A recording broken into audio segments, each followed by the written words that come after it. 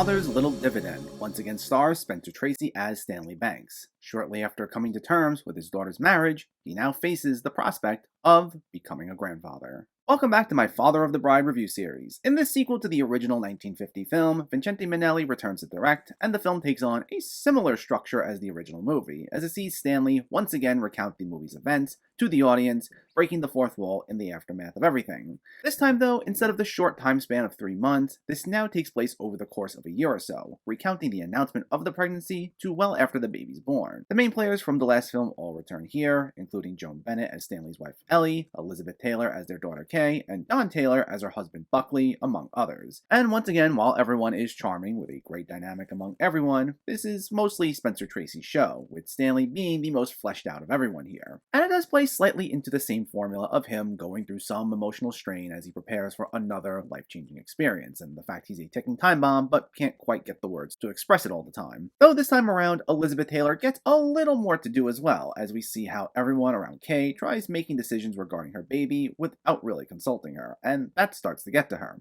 And as she perceives her father to be the only one with his head on straight, this leads to some nice bonding sessions between her and Tracy that I thought were really sweet. With the same writers as the original movie back for this maintains the nice, laid-back, easygoing feel that film had. I think similar to that movie, a lot of its appeal now will mostly come down to if you even like these older sort of movies, as it can feel a bit dated here and there, but a lot of the interactions are very heartwarming and are bound to put a smile on your face, with the same sense of humor revolving around little quips and misunderstanding, though this time just about a baby rather than a wedding. And while following that same formula works to the film's advantage, there are a few times here and there where it feels like it creates conflict just for the sake of it, in areas that I didn't find fully believable. Like, part of the first movie's journey involves Stanley growing to accept his daughter's marriage and trusting her new husband, yet here he seems to grow a disdain for Buckley that I feel comes a little out of nowhere, which didn't quite work for me. But I still think the way it all comes together worked really nicely, and while I think I liked the first movie as a whole just a little more, I actually thought the way this film ended was a little more endearing than the first movie's ending. And it makes Father's Little Dividend a solid follow-up that works once more as a joyful little film that's bound to put a smile on your face. Led once more by a great performance by Spencer Tracy, and with plenty of amusing moments, this is a charming little movie with a lot of heart, and if you like these older films and enjoyed the first one, you'll probably like this as well.